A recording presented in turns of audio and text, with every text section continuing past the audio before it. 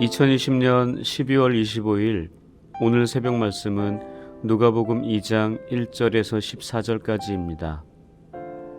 그때 가이사 아구스도가 영을 내려 천하로 다 호적하라 하였으니 이 호적은 구레뇨가 수리아 총독이 되었을 때에 처음 한 것이라. 모든 사람이 호적하러 각각 고향으로 돌아가매 요셉도 다윗의 집 족속이므로 갈릴리 나사렛 동네에서 유대를 향하여 베들레헴이라 하는 다윗의 동네로 그 약혼한 마리아와 함께 호적하러 올라가니 마리아가 이미 잉태하였더라. 거기 있을 그때에 해산할 날이 차서 첫 아들을 낳아 강보로 싸서 구유에 뉘었으니 이는 여관에 있을 곳이 없음이러라. 그 지역의 목자들이 밤에 밖에서 자기 양떼를 지키더니 주의 사자가 곁에 서고 주의 영광이 그들을 두루 비추매 크게 무서워하는지라. 천사가 이르되 무서워하지 말라. 보라, 내가 온 백성에게 미칠 큰 기쁨의 좋은 소식을 너희에게 전하노라. 오늘 다윗의 동네에 너희를 위하여 구주가 나셨으니 곧 그리스도 주시니라. 너희가 가서 강보에 쌓여 구유에 누워 있는 아기를 보리니 이것이 너희에게 표적이니라 하더니 후련히 수많은 천군이 그 천사들과 함께 하나님을 찬송하여 이르되 지극히 높은 곳에서는 하나님께 영광이요 땅에서는 하나님이 기뻐하신 사람들 중에 평화로다 하니라. 할렐루야. 오늘은 예수 그리스도께서 이 땅에 아기 예수로 오신 행복한 날입니다. 높은 곳에서는 하나님께 영광이요 땅에서는 하나님이 기뻐하신 사람들 중에 평화가 가득하기를 축복합니다. 하나님의 아들이신 예수 그리스도가 이 땅에 오신 그 자체가 하나님께는 영광입니다. 그것은 장차 그 아들을 통해 하나님께서 영광을 받으실 것이기 때문입니다. 하나님의 영광을 위해 예수님께서 이 땅에 오셨습니다. 우리 또한 하나님의 자녀로 이 땅 가운데 보내진 사람들입니다. 하나님께 영광을 드리기 위해 창조된 자들인 우리는 삶의 우선순위가 오로지 하나님께 영광이 되어야 합니다. 이사야 선지자를 통해 하나님은 우리의 정체성을 명확하게 말씀하십니다. 내 이름으로 불려지는 모든 자, 곧 내가 내 영광을 위하여 창조한 자를 오게 하라. 그를 내가 지었고 그를 내가 만들었느니라. 이사야서의 말씀처럼 우리의 정체성은 하나님께 영광을 드리는 것입니다. 우리는 그 영광을 위해 지어졌고 만들어진 존재이므로 이 세상을 사는 동안 그 사명을 이루어야 합니다. 하나님의 아들 예수 그리스도도 또한 그런 사명을 가지고 이 땅 가운데 신이 아닌 인간의 옷을 입고 오셨습니다. 그리고 33년의 삶을 사시면서 그 사명을 완전하게 완벽하게 감당하신 것입니다. 그러므로 하나님께 영광이 되는 삶이란 지으신 목적대로 사는 삶입니다.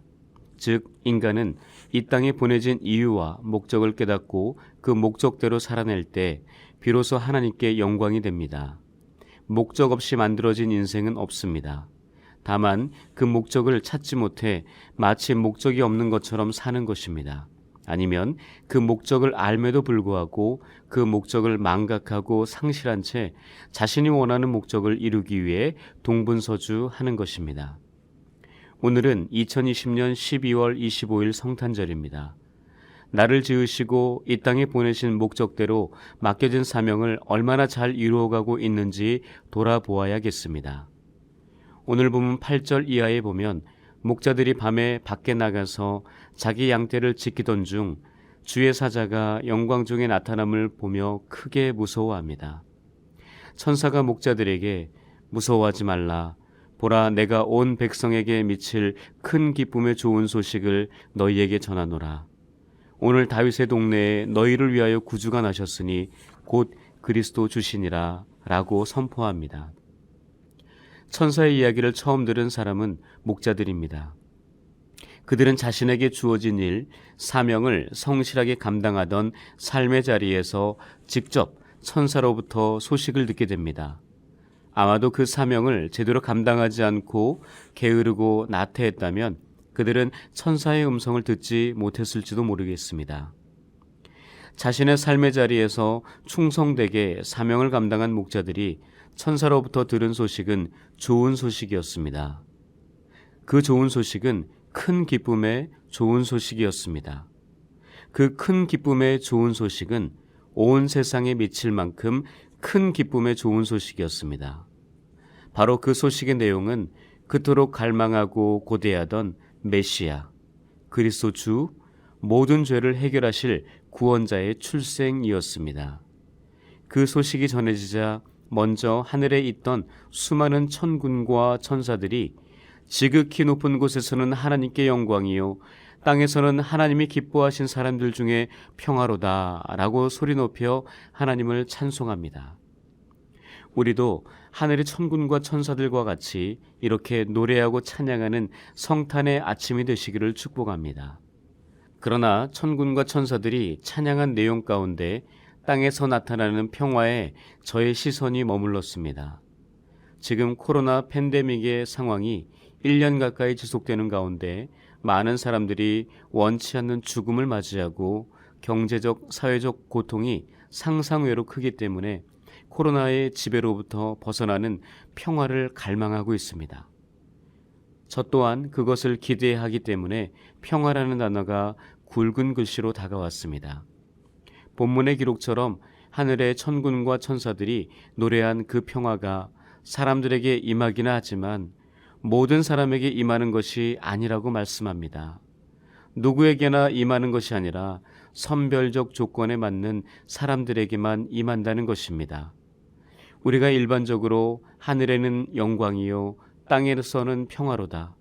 하늘에는 영광, 땅에는 평화라고 말합니다. 그래서 모든 사람에게 평화가 임하는 것으로 착각을 일으킬 수 있습니다. 그러나 본문 14절에 분명히 기록되어 있습니다. 하나님이 기뻐하신 사람들 중에 평화로다. 즉 모든 사람들, 어느 누구에게나 평화가 오는 것이 아니라 단 하나의 조건, 하나님께서 기뻐하신 사람들이라는 조건을 만족한 사람들에게 한정하여 그 평화가 임한다는 사실입니다. 다시 말해 하나님께서 기뻐하는 사람들이 아니라면 그 평화는 임하지 않을 수도 있다는 이야기입니다. 그러므로 우리는 이 조건을 만족시켜야 합니다. 민수기 14장에 가면 가나안 정탐 이후 12지파가 두 파트로 분열됩니다. 여호수아와 갈렙을 제외한 10지파 리더들과 백성들은 가나안 사람들을 두려워하고 하나님과 모세를 원망하며 밤새도록 통곡합니다. 이에 여호수아와 갈렙은 여호와께서 우리를 기뻐하시면 우리를 그 땅으로 인도하여 들이시고 그 땅을 우리에게 주시리라. 이는 과연 젖과 꿀이 흐르는 땅이니라. 즉 하나님의 기쁨이 되는 단 하나의 조건을 충족시킬 때 비로소 우리는 젖과 꿀이 흐르는 가나안 땅에 들어갈 수 있다는 말씀입니다. 그러므로 우리는 하나님께서 기뻐하시는 사람들이 되어야 합니다. 마음이 굽은 자는 여호와께 미움을 받아도 행위가 온전한 자는 그의 기뻐하심을 받느니라 라는 말씀, 잠언의 말씀처럼 나의 주인 되시고 영광이신 하나님을 기쁘시게 하는 일을 행함에 있어 마음이 굽지 않은 온전한 행위로 살아내야 합니다.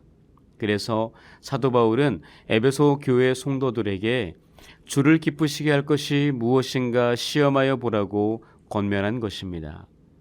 하나님의 아들이신 주님은 이 땅에 성육신하셔서 공생애를 시작하시기 전 세례 요한으로부터 요단강에서 세례를 받으셨습니다. 이때 하늘이 열리고 하나님의 성령이 비둘기같이 내려오고 하늘로부터 소리가 있었습니다. 이는 내 사랑하는 아들이요 내 기뻐하는 자라. 하나님으로부터 이 음성을 듣는 성탄의 아침이 되시기를 소망합니다. 오늘도 나의 삶의 자리에서 맡겨진 그 사명을 다하여 온전한 하나님의 기쁨으로 영광을 드리는 거룩한 성탄절이 되시기를 주님의 이름으로 간절히 축원합니다.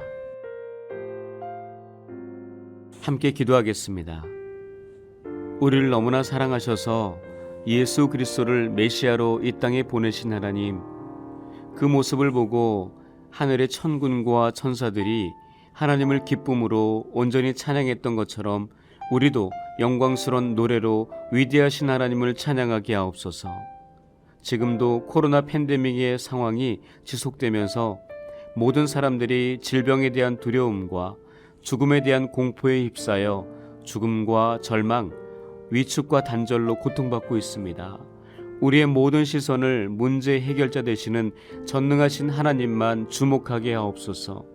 오직 믿음으로 모든 근심과 걱정, 두려움과 염려를 물리치게 하옵소서. 사방이 막혀 출구가 보이지 않는 막다른 상황에서도 나보다는 다른 사람들을 적극적으로 돌아보며 위로와 회복, 소망과 용기를 나누고 베푸는 작은 예수가 되게 하옵소서. 참으로 힘들고 어려운 이때에 연동의 거룩한 사역을 위해 창세전부터 택하시고 준비하여 부르신 김주영 위임 목사님께 성도들의 상처나고 구멍난 가슴과 영혼을 치유하고 회복할 수 있는 말씀의 은혜와 성령의 능력을 넘치도록 부어주옵소서. 오직 사랑과 정의의 말씀으로 주님의 몸된 교회와 하나님의 나라를 신실하게 세워가는 순결한 목회자가 되게 하여 주옵소서. 목사님의 영과 육이 지쳐 쓰러지지 않도록 당신의 강한 오른팔로 붙들어 주시고, 목사님의 사역을 돕는 모든 부교육자들과 재직들이 주님을 닮은 겸손함과 성실함으로 자신의 역할을 지혜롭게 감당하게 하옵소서. 우리 성도들 가운데 육신의 질병과 경제적 어려움, 마음과 영혼의 아픔 속에서 갈등하고 아파하는 분들이 계시오니 견딜 수 있는 믿음과 주님 안에서 하늘의 평화를 허락하여 주옵소서. 오직 하나님께만 지배받게 하옵소서. 말씀에만 붙들려 살게 하옵소서. 이 모든 간구 우리를 구원하시기 위해 이 땅에 아기 예수로 오신 예수님의 이름으로 간절히 기도합니다. 아멘.